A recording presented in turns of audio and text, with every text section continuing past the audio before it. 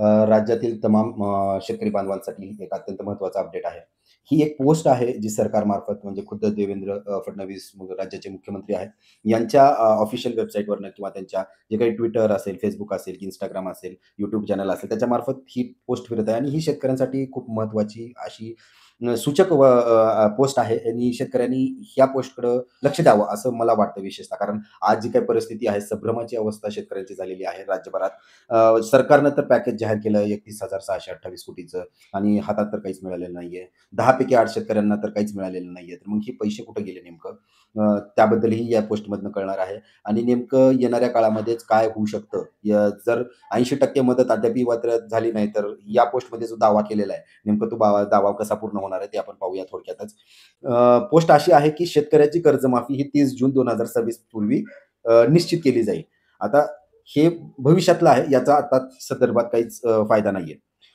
नंतर नैसर्गिक आपत्तीग्रस्त शेतकऱ्यांच्या खात्यात थेट मदत होत आहे. तुम्ही कर्जमाफीचा जो मुद्दा ठेवलेला आहे, त्याला थोडंसं लांब घ्या. पण शेतकऱ्यांनो, आत्ताच आपण तुम्हाला तितकी मदत करतोय. म्हणजे कर्जमाफीची जी रक्कम आहे 33,500 कोटीची आहे. पण जी सरकारनं पॅकेजमध्ये दिलेली आहे, ती 32,000 कोटी इतकी मदत अद्याप शेतकऱ्यांना करतंय सरकार. डायरेक्टली मदत करते तेवढीच जेवढ्यांची कर्ज आहेत तुमची.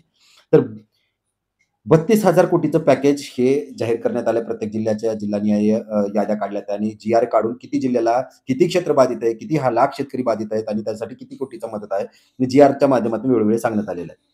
आता बोम अशी आहे आणि नेमकं आज परिस्थिती 8 पैकी 10 10 पैकी 8 लोकांच्या खात्यात का पैसे पडले नाहीत, हे थोडंसं लक्षात घ्यायचं असेल, तर आपल्याला थोडंसं ह्या पोस्टकडे लक्षात घ्यायला पाहिजे. आत्तापर्यंत 8,000 कोटीचा निधी वितरित झालाय आणि या आठवड्यात 18,500 कोटीचा जमा होणार आहे. हे बघा, 18,500 आणि अजून 8,000.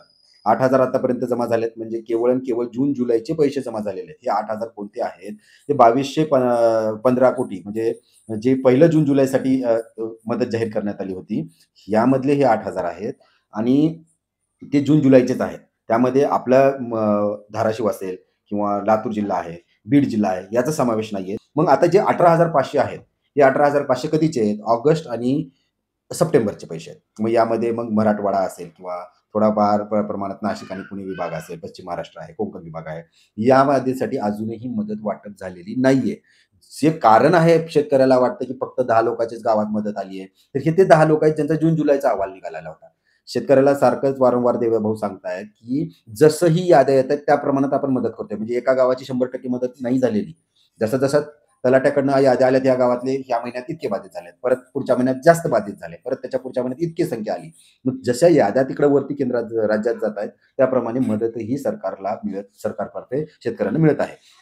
मग 18,500चं जे वाटप आहे ते येणाऱ्या 15 दिवसात. आता हे बघा, पुढील 15 दिवसात 90% शेतकऱ्यांना थेट लाभ मिळणार आहे.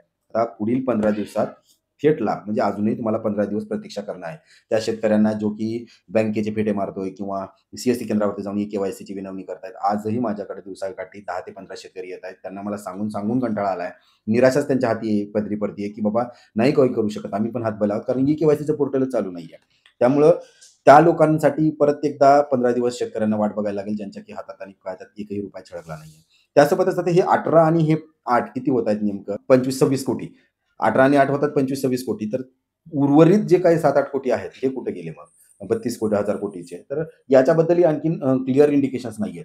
आता यासोबतच रब्बी निविष्ठा जी आहे, त्यासाठी अतिरिक्त जो निधी बजेट सोडून काढलेला आहे 11,000 कोटीचा, त्याच्या वाटपाचा जी-आरही काढण्यात आलेला आहे. परंतु त्याचाही अटीशक्तीचं पाचर ठोकलेलं आहे.